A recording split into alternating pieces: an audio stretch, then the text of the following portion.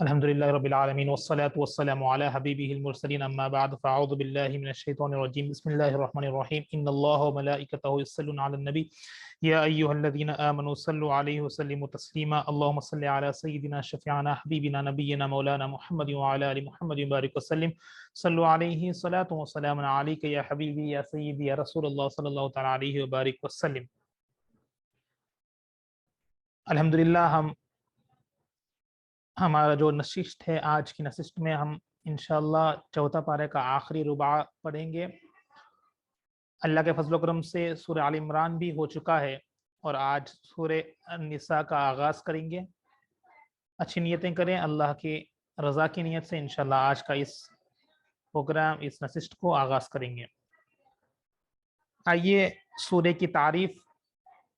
مقام نزول۔ سورۃ النساء مدنیہ، یعنی یہ سورہ مدینہ منورہ میں نازل ہوئی ہے۔ اس میں 24 رکوع ہے اور 176 آیتیں ہیں۔ نساء نام رکھے جانے کی وجہ کیا ہے، یعنی سورۃ النساء، النساء کیوں رکھا گیا ہے، وہ سنا فرمائیں۔ عربی میں عورتوں کو نساء کہتے ہیں اور اس صورت میں بکثرت وہ احکام بیان کیے گئے ہیں جن کا تعلق عورتوں کے ساتھ ہے، اس لیے اسے سورۃ النساء کہتے ہیں۔ یعنی اس سورۃ النساء میں خاص کر خواتین کے احکامات آئے ہیں، بتائے گئے ہیں، اسی نسبت سے اس کا نام سورہ النساء رکھا گیا ہے اور اس کے فضائل کئی ہے۔ چند سماعت فرمائیں۔ سورہ نساء کی ایک آیت مبارک کے بارے میں حضرت عبداللہ بن مسعود رضی اللہ تعالی عنہ فرماتے ہیں کہ نبی کریم صلی اللہ تعالی علیہ وسلم نے مجھ سے ارشاد فرمایا ہے کہ مجھے قرآن مجید پڑھ کر سناؤ۔ میں نے عرض کیا یا رسول اللہ، میں آپ کو پڑھ کر سناؤں حالانکہ یہ تو آپ پر نازل فرمایا گیا ہے؟ ارشاد فرمایا ہے ہاں تم پڑھ کر سناؤ۔ چنانچہ میں نے سورۃ النساء پڑھی حتیٰ جبکہ اس آیت پر پہنچا فَكَيْفَ إِذَا جِئْنَا مِن كُلِّ أُمَّةٍ بِشَهِيدٍ وَجِئْنَا بِكَ عَلَىٰ هَٰؤُلَاءِ۔ ترجمہ، کیسا حال ہوگا جب ہم ہر امت میں سے ایک گواہ لائیں گے اور اے حبیب تمہیں ان سب پر گواہ اور نگہبان بنا کر لائیں گے۔ تو آپ صلی اللہ علیہ وسلم نے فرمایا بس کرو، اب تمہارے لیے یہی کافی ہے۔ آپ کی طرف متوجہ ہو کر آپ کی مبارک آنکھوں سے آنسو رواں ہوئے ہیں۔ یعنی اس صورت کی فضل یہ ہے کہ حضور نے اس صورت کو سنا ہے صحابہ کرام سے۔ اب آئیے اس کے چند مضامین سماعت فرمائیں۔ اس صورت کا مرکزی مضمون یہ ہے کہ اس میں یتیم بچوں اور عورتوں کے حقوق اور ان سے متعلق احکام بیان کیے گئے ہیں، جیسے یتیم بچوں کے مال کو اپنے مال میں ملا کر کھا جانے کو بڑا گناہ قرار دیا گیا ہے۔ ناسمجھ یتیم بچوں کا مال ان کے حوالے کرنے سے منع کیا گیا ہے۔ جب وہ شادی کے قابل یعنی بالغ ہو اور سمجھدار ہو جائیں تو ان کا مال ان کے سپرد کرنے کا حکم دیا گیا ہے۔ یتیموں کے مال ناحق کھا جانے پر وعید بیان کی گئی ہے۔ اسی طرح عورتوں کا مہر انہیں دینے کا حکم دیا گیا ہے اور مہر سے متعلق چند اور مسائل بیان کیے گئے ہیں۔ میراث کے مال میں عورتوں کے باقاعدہ حصے مقرر کیے گئے ہیں۔ ان عورتوں کا ذکر کیا گیا ہے جن سے نسب، رضاعت اور مظاہرات کی وجہ سے ہمیشہ کے لیے نکاح حرام ہے۔ جن عورتوں سے کسی سبب کی وجہ سے عارضی طور پر نکاح حرام ہے، ایک سے زیادہ عورتوں کے ساتھ شادی کرنے کے احکام بیان کیے گئے ہیں اور نافرمان عورت کی اصلاح کا طریقہ ذکر کیا گیا ہے۔ اس میں مضامین یہ ہے، یعنی تمام عورتوں کے حقوق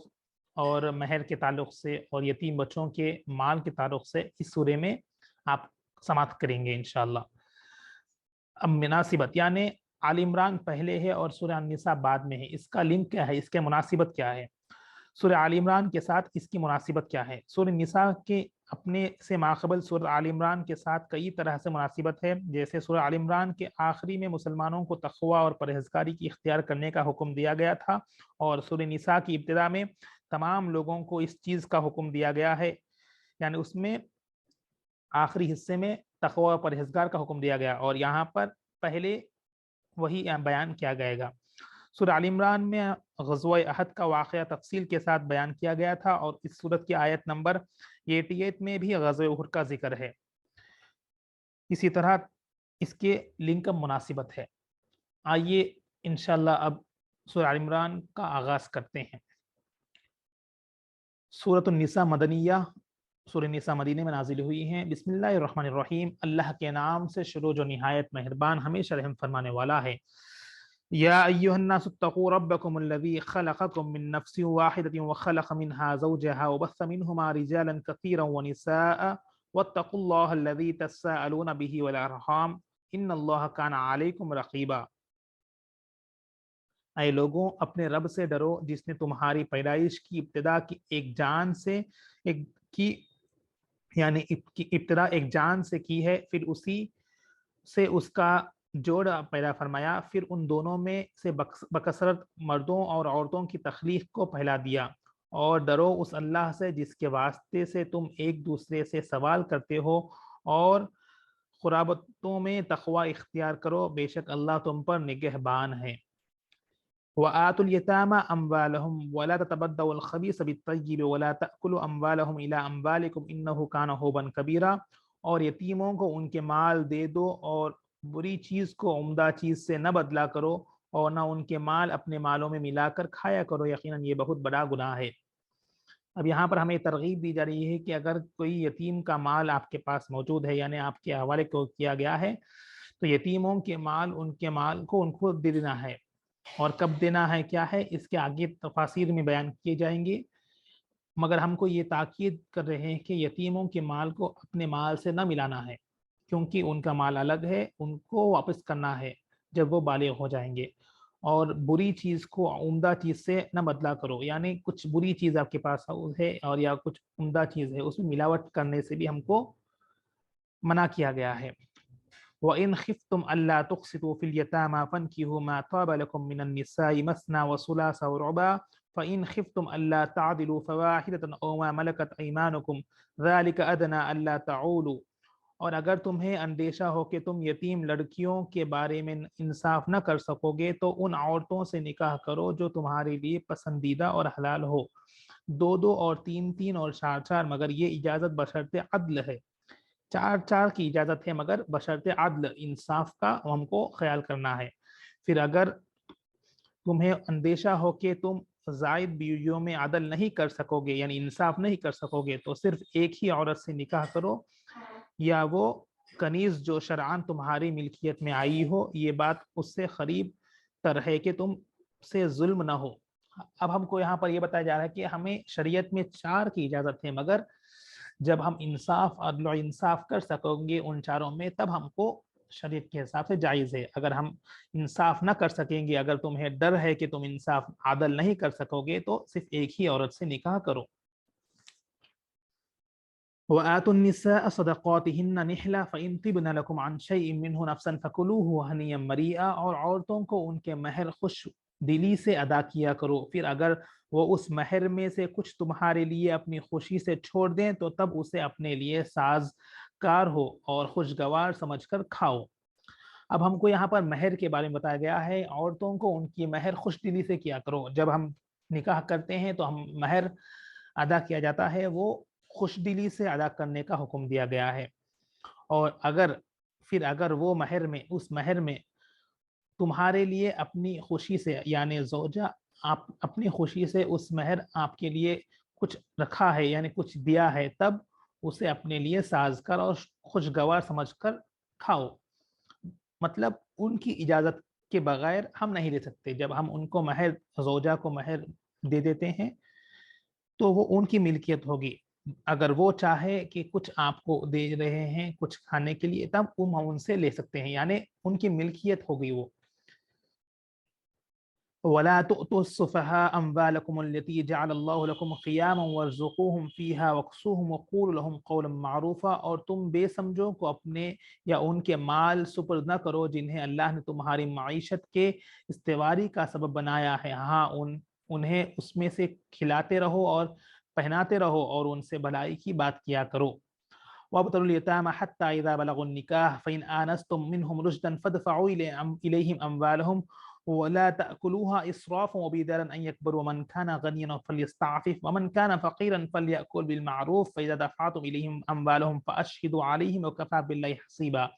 اور یتیموں کی تربیت، جانچ اور آزمائش کرتے رہو یہاں تک کہ نکاح کی عمر کو پہنچ جائے، پھر اگر تم ان میں سے ہوشیار اور حسن تدبیر دیکھ لو تو ان کے مال ان کے حوالے کر دو، اور ان کے مال فضول خرچی اور جلد بازی میں اسے اندیشہ سے نہ کھا ڈالو کہ وہ بڑے ہو کر واپس لے جائیں گے، اور جو کوئی خوشحال ہو وہ مال یتیم سے بالکل بچار رہے، تو جو خود نادار ہو اسے صرف مناسب حد تک کھانا چاہیے، اور جب تم ان کے مال ان کے سپرد کرنے لگو تو ان پر گواہ بنا لیا کرو، اور حساب لینے والا ہے اللہ ہی کافی ہے۔ اب یہاں پر ہم کو یہ ترغیب دی جا رہی ہے کہ ہم کب یتیموں کو مال دے دیں۔ یتیم جب ہوشیار اور شادی کے لائق ہو جائے، نکاح کے لائق ہو جائے اور بالغ ہو جائے، تب ان کا مال ان کو واپس کر دینا کا حکم ہے، اور واپس کرتے وقت گواہ بھی بنا لیا کرو، یہ ہمیں ترغیب دی جا رہی ہے۔ بے شک اللہ حساب لینے والا کافی ہے، یعنی ہم کو یہ یاد رکھنا ہے کہ ہر چیز کا حساب دینا ہے، بے شک اللہ حساب لینے والا ہے، کافی ہے۔ للرجال نصیب مما ترک الوالدان والاقربون وللنساء نصیب مما ترک الوالدان والاقربون مما قل منه او کثر نصیب مفروضا، مردوں کے لیے اس مال میں سے حصہ ہے جو ماں باپ اور قریبی رشتہ داروں نے چھوڑا ہو، اور عورتوں کے لیے بھی ماں باپ اور قریبی رشتہ داروں کے ترکے میں سے حصہ ہے، وہ ترکہ تھوڑا ہو یا زیادہ اللہ کا مقرر کردہ حصہ ہے۔ اب یہاں پر اپنے جو جائزات ہے، ترکہ یعنی جو حصہ والدین کا ہو یا ہو، اس کے بارے میں ہم کو نصیحت دی جا رہی ہے کہ کس طرح ہم کو اپنی اولاد میں، لڑکوں میں اور لڑکیوں میں کس طرح اس کو ڈسٹریبیوٹ کیا جائے، تقسیم کیا جائے۔ یاد رکھیں کہ یہ تو قرآن میں ہم کو ترغیب دیا جا رہی ہے کس طرح ہے، اور ان ڈیٹیل ہم کو علماء کرام سے رجوع ہونا ہے اس مسئلوں میں، خاص کر جب اگر آپ کا حصہ یعنی آپ کے والدین اگر حصہ کچھ کر رہے ہیں، اپنی ترکے یعنی اپنی ملکیت کچھ ہو، کس طرح اس کو ڈسٹریبیوٹ کرنا ہے، لڑکوں میں اور لڑکیوں میں کتنے پرسنٹیج جائے گا، تمام تفاسیر میں احادیث میں موجود ہے۔ اس لیے یہاں پر اس کے روشنی میں ہم کو سمجھ کر اس کے حساب و کتاب کے لیے علماء سے رجوع ہو کر ہم کو صحیح طریقے سے دینا ہے۔ یہاں پر یہ بھی ترغیب دیا ہے کہ وہ ترکہ، وہ حصہ ٹھودا ہو یعنی کم ہو یا زیادہ ہو، اللہ کا مقرر کردہ حصہ ہے، اس پر آپ کو پوچھ ہوگی۔ وَإِذَا حَضَرَ الْقِسْمَةَ أُولُو الْقُرْبَى وَالْيَتَامَى وَالْمَسَاكِينُ فَارْزُقُوهُم مِّنْهُ وَقُولُوا لَهُمْ قَوْلًا مَّعْرُوفًا، اور اگر تقسیم وراثت کے موقع پر غیر وارث رشتہ دار اور یتیم محتاج موجود ہو تو اس میں سے کچھ انہیں بھی دے دو اور ان سے نیک بات کہو۔ وَلْيَخْشَ الَّذِينَ لَوْ تَرَكُوا مِنْ خَلْفِهِمْ ذُرِّيَّةً ضِعَافًا خَافُوا عَلَيْهِمْ فَلْيَتَّقُوا اللَّهَ وَلْيَقُولُوا قَوْلًا سَدِيدًا، اور یتیموں سے معاملہ کرنے والے لوگوں کو ڈرنا چاہے کہ اگر وہ اپنے بچے ناتواں بچے چھوڑ جائے تو مرتے وقت ان بچوں کے حال پر کتنے خوف زدہ اور فکر مند ہوتے، سو انہیں یتیموں کے بارے میں اللہ سے ڈرتے رہنا چاہیے اور ان سے سیدھی بات کہنی چاہیے۔ اب یہاں پر ہم کو یتیموں سے کس طرح سلوک کرنا ہے وہ ترغیب دی جا رہی ہے۔ مثلا ہم کو وہ درد سے ہم کو ان کی پرورش کرنا ہے، فکر مند رہتے ہیں یتیم، اگر کوئی یتیم آپ کو ملے، یتیم آپ کے پاس موجود ہو کسی کے، تو ہم ان سے کس طرح رویہ کرنا ہے وہ ہم کو ترغیب دی جا رہی ہے۔ ہمیں انہوں اپنی اولاد کی طرح ان کو پرورش کرنا ہے، نہ کہ ہم ان کو الگ سے دیکھیں۔ ان الذين ياكلون اموال اليتامى ظلما انما ياكلون في بطونهم نارا وسيصلون سعيرا، بے شک جو لوگ یتیموں کے مال ناحق طریقے سے کھاتے ہیں وہ اپنے پیٹوں میں نری آگ بھرتے ہیں، اور وہ جلدی دہکتی ہوئی آگ ہے میں جا گریں گے۔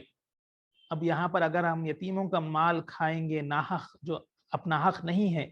تو وہ سراسر اپنے پیٹ میں جہنم کی آگ بھر رہے ہیں، نری کی آگ یعنی جہنم کی آگ بھرتے ہیں، اور بے شک وہ جلدی دہکتی ہوئی آگ میں جا گریں گے، یعنی ان کا ٹھکانہ جہنم ہوگا، وہ ہم کو بتایا جا رہا ہے، ہم کو وہ یاد رکھنا ہے۔ يوصيكم الله في أولادكم للذكر مثل حظ الأنثيين فإن كن نساء فوق اثنتين فلهن ثلث ما ترك وإن كانت واحدة فلها النصف ولأبويه لكل واحد منهما الثلث مما ترك إن كان له ولد فإن لم يكن له ولد ورثه أبواه فلأمه الثلث فإن كان له إخوة فلأمه الثلث من بعد وصية يوصي بها أو دين آباؤكم وأبناؤكم لا تدرون أيهم أقرب لكم نفعا فريضة من الله إن الله كان عليما حكيما۔ اللہ تمہیں تمہاری اولاد کی وراثت کے بارے میں حکم دیتا ہے کہ لڑکے کے لیے 2 لڑکیوں کے برابر حصہ ہے، پھر اگر صرف لڑکیاں ہی ہو تو 2 یا 2 سے زائد ہو تو ان کے لیے اس ترکے کا 2/3 حصہ ہے، اور اگر وہ اکیلے ہو تو اس کے لیے آدھا ہے، اور مورث کے ماں باپ کے لیے ان دونوں میں سے ہر ایک کو ترکے کا 6واں حصہ ملے گا، بشرطے کہ مورث کی کوئی اولاد نہ ہو۔ پھر اگر اس میت مورث یعنی جس کا وراثت ہے کہ کوئی اولاد نہ ہو اور اس کے وارث صرف اس کے ماں باپ ہو تو اس کے مال کے لیے 1/3 ہی اور باقی سب باپ کا حصہ ہے۔ پھر اگر مورث جس کا حصہ ہے کہ بھائی بہن ہو تو اس کے مال اس کے لیے اس کے ماں کے لیے 6واں حصہ ہے۔ یہ تقسیم اس وصیت کے پورا کرنے کے بعد جو اس نے کی ہے ہو یا قرضے کی ادائیگی کے بعد ہوگی۔ تمہارے باپ اور تمہارے بیٹے تمہیں معلوم نہیں کہ فائدہ پہنچانے میں ان میں سے کون تمہارے قریب تر ہے، یہ تقسیم اللہ کی طرف سے فریضہ یعنی مقرر ہے، بے شک اللہ خوب جاننے والا بڑی حکمت والا ہے۔ اب یہاں پر اس آیت میں اور آگے کی آیتوں میں آپ کس طرح کتنا یعنی وراثت میں لڑکیوں کو کتنا حصہ جائے گا، لڑکیوں کو کتنا حصہ جائے گا، ماں باپ کا کتنا حصہ ہوگا اور بھائی بہن کا کتنا حصہ ہوگا، تمام چیز بتائی گئی ہے۔ اور یہ تمام وراثت میت یعنی اگر جس کا انتقال ہو گیا ہے یا وارث ہے تو اس کی قرضہ کچھ ہو تو قرضے کی ادائیگی کے بعد یہ حصہ کیا جائے گا۔ اور یہاں پر یہی بتایا گیا ہے کہ تمہارے قریب اللہ کی طرف سے یہ فریضہ یعنی اللہ کی طرف سے مقرر کر دی گئی ہے، یہ جو وراثت کا تقسیم ہے اسے ہم کو سیکھ کر اسی طریقے سے ہم کو وراثت میں تقسیم کرنا چاہیے۔ وَلَكُمْ نِصْفُ مَا تَرَكَ أَزْوَاجُكُمْ إِن لَّمْ يَكُن لَّهُنَّ وَلَدٌ فَإِن كَانَ لَهُنَّ وَلَدٌ فَلَكُمُ الرُّبُعُ مِمَّا تَرَكْنَ مِن بَعْدِ وَصِيَّةٍ يُوصِينَ بِهَا أَوْ دَيْنٍ وَلَهُنَّ الرُّبُعُ مِمَّا تَرَكْتُمْ إِن لَّمْ يَكُن لَّكُمْ وَلَدٌ فَإِن كَانَ لَكُمْ وَلَدٌ فَلَهُنَّ الثُّمُنُ مِمَّا تَرَكْتُم مِن بَعْدِ وَصِيَّةٍ تُوصُونَ بِهَا أَوْ دَيْنٍ وَإِن كَانَ رَجُلٌ يُورَثُ كَلَالَةً أَوِ امْرَأَةٌ أَوْ أَخٌ وَلَهُ أَخٌ أَوْ أُخْتٌ فَلِكُلِّ وَاحِدٍ مِّنْهُمَا السُّدُسُ فَإِن كَانُوا أَكْثَرَ مِن ذَلِكَ فَهُمُ الشُّرَكَاءُ فِي الثُّلُثِ مِن بَعْدِ وَصِيَّةٍ يُوصَىٰ بِهَا أَوْ دَيْنٍ غَيْرَ مُضَارٍّ وَصِيَّةً مِّنَ اللَّهِ وَاللَّهُ عَلِيمٌ حَلِيمٌ۔ اور تمہارے لیے اس مال کا آدھا حصہ ہے جو تمہاری بیویاں چھوڑ جائیں بشرطے کہ ان کی کوئی اولاد نہ ہو، پھر اگر ان کی کوئی اولاد ہو تو تمہارے لیے ان کے ترکے سے 1/4 ہے، یہ بھی اس وصیت کے پورا کرنے کے بعد جو انہوں نے کی ہو یا قرضے کی ادائیگی کے بعد، اور تمہاری بیویاں کا تمہارے چھوڑے ہوئے مال میں سے 1/4 حصہ ہے بشرطے کہ تمہارے کوئی اولاد نہ ہو، پھر اگر تمہاری کوئی اولاد ہو تو ان کے لیے تمہاری ترکے میں سے 8واں حصہ ہے تمہاری اس مال کی نسبت کی ہوئی وصیت پوری کرنے یا تمہارے قرضے کی ادائیگی کے بعد۔ اور اگر کسی ایسی مرد یا عورت کے وراثت تقسیم کی جا رہی ہے جو جس کے نہ ماں باپ ہو اور نہ کوئی اولاد، اور اس کا مال اس کی ماں کی طرف سے ایک بھائی یا ایک بہن ہو یعنی اختلافی بھائی یا بہن، تو ان دونوں میں سے ہر ایک کے لیے 6واں حصہ ہے، پھر اگر وہ بھائی بہن ایک سے زیادہ ہو تب سب 1/3 میں شریک ہوں گے۔ یہ تقسیم بھی اس وصیت کے بعد ہوگی جو وارثوں کو نقصان پہنچائے بغیر کی گئی ہو یا قرضے کی ادائیگی کے بعد، یہ اللہ کی طرف سے حکم ہے اور اللہ خوب علم و حلم والا ہے۔ اب یہاں پر اپنے زوجوں کو بیوی ہو یا اس میں سے ان کی اولاد ہو یا نہ ہو، اولاد نہ ہو تو کیسا، اولاد ہو تو کس طرح ان کا کتنا حصہ ہوگا، تمام چیزیں اس میں درج ہے۔ ہم کو علماء کرام سے رجوع ہو کر ان ڈیٹیل اس کے بارے میں جاننا ہے، اور اگر ہم بیسیکلی اگر صحیح مشورہ یہ ہے کہ اگر آپ کے پاس یعنی آپ کسی کے وارث ہے یعنی وراثت ہو تو کتنا ہو وہ ہم لے کے جائیں، علماء کرام کو بتائیں کہ یہ حصہ ہے اور اتنے چیز ہے، اتنے خاندان میں اتنے بھائی بہن ہیں اور ماں باپ وغیرہ ہے، کس طرح ہم کو اس کی تقسیم کی جائے گی، تو وہ لوگ قرآن و حدیث کی روشنی میں کر آپ کو بتا دیں گے، وہ بالکل صحیح طریقہ رہے گا الحمدللہ۔ اور آپ کو یہاں پر ہر چیز قرآن و روشنی میں بتایا گیا ہے کس طرح اس کا حصہ کرنا ہے۔ وَرَسُولَهُ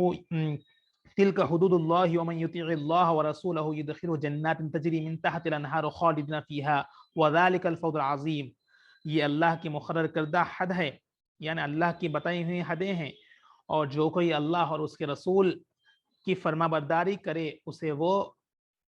بہشتوں میں داخل فرمائیں گے جن کے نیچے یعنی جنت میں داخل کیے جائیں گے، جن کے نیچے نہریں رواں ہیں، ان میں ہمیشہ رہیں گے، اور یہ بڑی کامیابی ہے۔ اب ہم کو یہ بتایا جا رہا ہے کہ جو ہم پچھلے آیت میں پڑھے ہیں کس طرح ہم کو حصہ کرنا ہے، یہ تمام چیزیں اللہ کی مقرر کردہ حصہ ہے، یعنی اللہ کی مقرر کردہ بات ہے، اس میں کوئی جھوٹ نہیں ہے، ہم کو اس کو فالو کرنا ہے، اور جو کوئی اس کو فالو کریں گے، صحیح طریقے سے اس پر عمل کریں گے، تو انشاءاللہ وہ جنت میں داخل ہوں گے، جہاں پر آپ کو نیچے نہریں بہ رہی ہیں، وہ ہمیشہ اس میں رہیں گے، اور وہ یہ بڑی کامیابی ہے۔ وَمَن يَعْصِ اللَّهَ وَرَسُولَهُ وَيَتَعَدَّ حُدُودَهُ يُدْخِلْهُ نَارًا خَالِدًا فِيهَا وَلَهُ عَذَابٌ مُهِينٌ، اور جو کوئی اللہ اور اس کے رسول صلی اللہ علیہ وسلم کی نافرمانی کرے اور اس کے حدود سے تجاوز کرے، یعنی وہ فالو نہ کرے، وہ دوزخ میں داخل کرے گا، اور جس میں وہ ہمیشہ رہے گا، اور اس کے لیے ذلت انگیز عذاب ہے۔ یعنی یہ فریضے کے برابر ہے، یعنی مقرر کردہ چیزیں جو بتائی گئی ہیں قرآن میں، یہ فرض کے قریب ہے۔ وراثت کا معاملہ بہت ہی ایسی چیز ہے جو اس کی پوچھ ہوگی، سو ہم کو اس کی جو سیویرٹی ہے سمجھ کر ہم کو اس کے حساب سے وراثت کو تقسیم کرنا ہے۔ جو اللہ کے رسول کے حساب سے کریں گے تو وہ جنت میں داخل ہوں گے، اور جو کوئی اس کے رسول کی نافرمانی کریں گے وہ دوزخ میں داخل کر دیے جائیں گے۔ واللاتی یأتین الفاحشۃ من نسائکم فاستشہدوا علیہن اربعۃ منکم فإن شہدوا فامسکوہن فی البیوت حتی یتوفاہن الموت ویجعل اللہ لہن سبیلا، اور تمہاری عورتوں میں سے جو بدکاری کا ارتکاب کر بیٹھیں تو ان پر اپنے لوگوں میں سے 4 مردوں کی گواہی طلب کرو، پھر اگر وہ گواہی دے دیں تو ان عورتوں کو گھروں میں بند کر دو یہاں تک کہ موت کے عرصے حیات کو پورا کر دے، یا اللہ ان کے لیے کوئی راہ یعنی نیا حکم مقرر فرما دے۔ یعنی اب جو بدکاری کریں گے ان کی کس طرح ان کو برتاؤ کرنا ہے، جو بدکاری کریں گے ان کو 4 مردوں سے گواہی لے کر ان کو یہاں تک کہ اگر وہ گواہی میں صحیح کہیں تو ان عورتوں کو گھروں میں بند کر دے یہاں تک کہ موت کے ان کے عرصہ حیات کو پورا کر دے، جب تک موت ہے وہ ان کو گھر کے اندر بند کرنے کا حکم ہے، یا اللہ ان کے لیے کوئی راہ یعنی نیا حکم مقرر فرما دے۔ واللذان یأتیانها منکم فآذوہما فإن تابا وأصلحا فأعرضوا عنہما ان اللہ کان توابا رحیما، اور تم میں سے جو کوئی بھی بدکاری کا ارتکاب کریں تو ان دونوں کو ایذا پہنچاؤ، پھر اگر وہ توبہ کر لیں اور اپنی اصلاح کر لیں تو انہیں سزا دینے سے گریز کرو، بے شک اللہ بڑا توبہ قبول کرنے والا مہربان ہے۔ انما التوبۃ علی اللہ للذین یعملون السوء بجہالۃ ثم یتوبون من قریب فاولئک یتوب اللہ علیہم وکان اللہ علیما حکیما، اللہ نے صرف انہی لوگوں کی توبہ قبول کرنے کا وعدہ فرمایا جو نادانی کے باعث برائی کر بیٹھیں پھر جلدی ہی توبہ کر لیں، بس اللہ ایسے لوگوں پر اپنی رحمت کے ساتھ رجوع فرمائے گا، اور اللہ بڑے علم بڑی حکمت والا ہے۔ اب یہاں پر جس طرح توبہ کرنے کا حکم کیا گیا ہے، اگر کوئی غلطی سے کچھ ناگہانی یعنی بھول کر غلطی کر بیٹھے تو فوراً توبہ کا ارتکاب کرنا ہے، توبہ طرف رجوع ہونا ہے، اللہ سے معافی کی طلبگار کرنا ہے، بے شک اللہ تعالیٰ توبہ قبول کرنے والا مہربان ہے۔ وہی ہم کو ترغیب دی جا رہی ہے۔ وَلَيْسَتِ التَّوْبَةُ لِلَّذِينَ يَعْمَلُونَ السَّيِّئَاتِ حَتَّى إِذَا حَضَرَ أَحَدَهُمُ الْمَوْتُ قَالَ إِنِّي تُبْتُ الْآنَ وَلَا الَّذِينَ يَمُوتُونَ وَهُمْ كُفَّارٌ أُولَٰئِكَ أَعْتَدْنَا لَهُمْ عَذَابًا أَلِيمًا، اور ایسے لوگوں کے لیے توبہ کی قبولت نہیں جو گناہ کرتے چلے جائیں یہاں تک کہ ان میں سے کسی کے سامنے موت آ پہنچے تو اس وقت کے کہیں کہ میں اب توبہ کرتا ہوں، اور نہ ہی ایسے لوگوں کے لیے جو کفر کی حالت پر مریں، ان کے لیے ہم نے دردناک عذاب تیار کر رکھا ہے۔ اب یہاں پر تو اگر کوئی غلطی کرے گناہ کرے تو توبہ طرف فوراً رجوع ہونا ہے، ان لوگوں کی توبہ قبول نہیں ہوگی جو مرتے وقت موت آ پہنچے تو اس وقت کہے کہ میں اب توبہ کرتا ہوں، وہ توبہ قبول نہیں ہوگی، اور جو کفر کے حالت میں مر گئے ان کی بھی توبہ قبول نہیں ہوگی، ان کے لیے دردناک عذاب رکھی گئی ہے، تیار کر رکھا گئی ہے، وہ ہم کو یہاں پر بتایا جا رہا ہے۔ اس لیے ہم کو جب بھی اگر جان بوجھ کر یا انجانے میں کبھی غلطی کرتے ہیں گناہ کرتے ہیں فوراً ہم کو توبہ کرنا ہے، معافی کے طلبگار کرنا ہے، اور آئندہ نہ کرنے کی نیت کرنا ہے، انشاءاللہ اللہ تعالیٰ توبہ قبول کرنے والا ہے۔ یا ایھا الذین آمنوا لا یحل لکم ان ترثوا النساء کرہا ولا تعضلوهن لتذهبوا ببعض ما آتیتموهن الا ان یأتین بفاحشة مبینہ وعاشروهن بالمعروف فإن کرہتموهن فعسى ان تکرهوا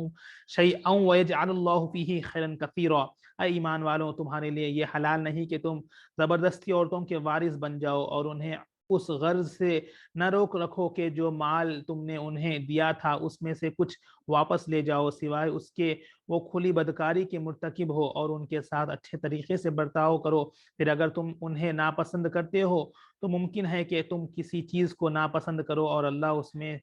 بہت سی بھلائی رکھ دے۔ وَإِنْ أَرَدْتُمُ اسْتِبْدَالَ زَوْجٍ مَّكَانَ زَوْجٍ وَآتَيْتُمْ إِحْدَاهُنَّ قِنطَارًا فَلَا تَأْخُذُوا مِنْهُ شَيْئًا أَتَأْخُذُونَهُ بُهْتَانًا وَإِثْمًا مُّبِينًا۔ اور اگر تم ایک بیوی کے بدلے دوسری بیوی بدلنا چاہو اور تم اسے ڈھیروں مال دے چکے ہو، تب بھی اس میں سے کچھ واپس مت لو۔ کیا تم ناحق الزام اور صریح گناہ کے ذریعے وہ مال واپس لینا چاہتے ہو؟ وَكَيْفَ تَأْخُذُونَهُ وَقَدْ أَفْضَىٰ بَعْضُكُمْ إِلَىٰ بَعْضٍ وَأَخَذْنَا مِنكُم مِّيثَاقًا غَلِيظًا۔ اور تم اسے کیسے واپس لے سکتے ہو حالانکہ تم ایک دوسرے سے بپہلو مل چکے ہو اور وہ تم سے پختہ عہد بھی لے چکی ہے۔ اب یہاں پر جس طرح کوئی مال واپس لینا ہو یا کس طرح ہم کو ڈیلنگز کرنا ہو، یعنی اگر ہم نے سورہ بقرہ میں طلاق کے مسائل سنے تھے، جب طلاق ہو چکی تو کس طرح اس کا مال واپس کر، وہ یہاں پر ہم کو بتایا گیا ہے کہ ہم کس طرح مال دے کر واپس لیں گے۔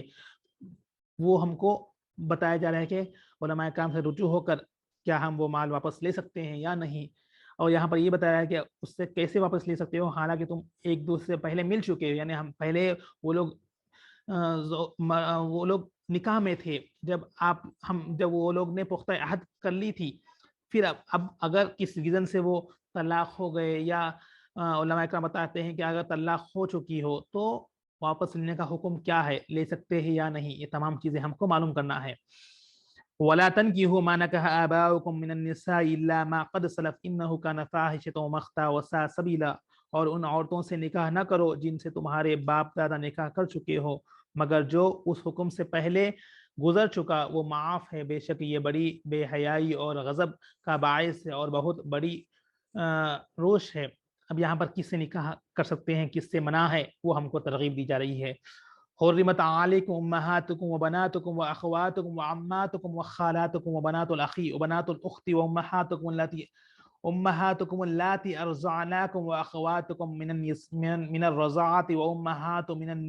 وامہات نسائکم وربائبکم اللاتی فی حجورکم من نسائکم اللاتی دخلتم بہن فإن لم تكونوا دخلتم بهن فلا جناح عليكم وحلائل أبنائكم الذين من أصلابكم وأن تجمعوا بين الأختين إلا ما قد سلف إن الله كان غفورا رحيما۔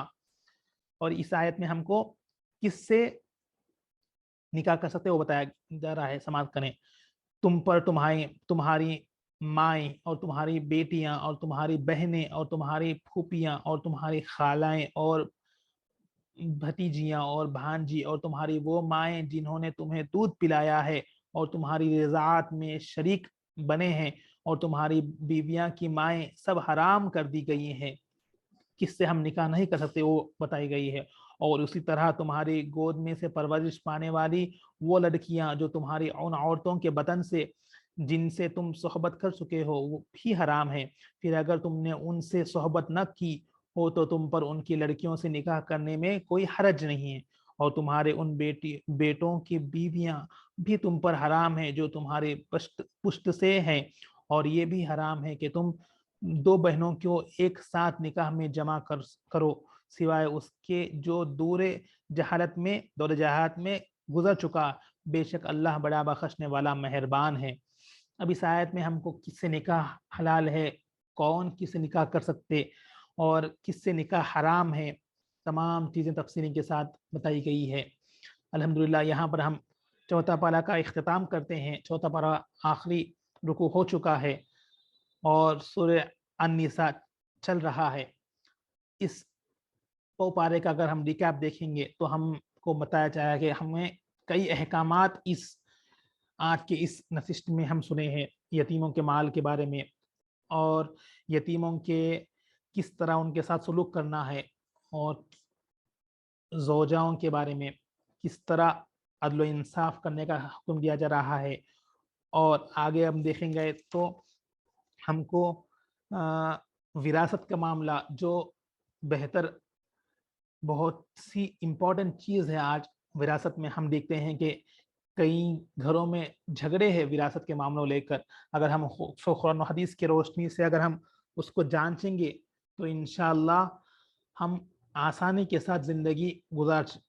سکتے ہیں۔ وراثت کا معاملہ اہم ہے، ہم سب کو جاننا ہے، اس کے بارے میں ہم نے سیکھا ہے۔ اس کے بعد ہم کس طرح کس سے نکاح کرنا کا حکم ہے، حلال اور حرام کے بارے میں ہم نے سنا ہے۔ الحمدللہ آج کی اس پارے میں کافی احکامات ہم کو بتائی گئی ہے جو زندگی میں ہم روزمرہ زندگی میں ہم سنتے ہیں، دیکھتے ہیں۔ انشاءاللہ اسی کے ساتھ آج کا ہم اختتام کرتے ہیں۔ دعا ہے رب کی بارگاہ میں، یا اللہ ہم کو کلام پاک کو سمجھنے کی توفیق نصیب فرما دے، جس طرح ہم نے اس احکامات کو سنا ہے اس پر عمل کرنے توفیق نصیب فرما دے۔ یا اللہ ہم کو قرآن کا ادراک نصیب فرما، قرآن کی سمجھ نصیب فرما، قرآن کو آسان فرما۔ یا اللہ ہم سب کو قرآن کو سمجھ کر اس کے حساب سے قرآن و حدیث کی روشنی میں یا اللہ ہم سب کو زندگی کو گزرنا توفیق نصیب فرما دے۔ ہماری زندگی کے معاملوں کو قرآن و حدیث کی روشنی پر جانچ کر اس کے حساب سے چلنے کی توفیق نصیب فرما دے۔ ہماری روزمرہ زندگی میں یا اللہ ہم کو تمام کام کو آسان فرما دے، تمام حلال رزق نصیب فرما دے، حرام سے محفوظ فرما دے۔ جانے انجانے جو بھی اب تک جو غلطیاں کی ہے، انجانے میں ہی صحیح ہے، ہم کو نہ معلوم ہو کر ہم نے جو قرآن و حدیث کے خلاف برتاؤ کیے ہیں یا اللہ، وراثت میں ہو یا کہیں بھی، یا اللہ ہم سب کو اس سے یا اللہ توبہ کرنے توفیق نصیب فرما دے، اور صحیح طریقے سے اس کو یا اللہ اس معاملے کو یا اللہ قرآن و حدیث کی روشنی میں یا اللہ نکال کر یا اللہ پڑھ کر سمجھنے کی یا اللہ اس کا حل نکالنے توفیق نصیب فرما دے۔ یا اللہ ہم سب کو یا اللہ دین و دنیا میں کامیابی نصیب فرما دے۔ یا اللہ ہم سب کو 5 وقت نمازی بعد جماعت کے ساتھ پڑھنے توفیق نصیب فرما دے۔ یا اللہ ہم سب کو یا اللہ دین تعلیم حاصل توفیق نصیب فرما دے، فرض دین کو یا اللہ دین علم کو یا اللہ سیکھنا نصیب فرما دے، اس پر عمل کو توفیق نصیب فرما دے۔ جنہوں نے بھی دعاؤں کے واسطے کہا ہے تمام کی نیک جائز مقاصد کو پورا فرما دے، ہم سب کے تمام حاضرین کے نیک جائز کے مقاصد کو پورا فرما دے۔ استغفر اللہ ربی من کل ذنب خطیۃ واتوب الیہ۔ سبحان ربک رب العزة عما یصفون وسلام علی المرسلین والحمد للہ رب العالمین بحق لا الہ الا اللہ محمد رسول اللہ صلی اللہ تعالی علیہ وبارک وسلم۔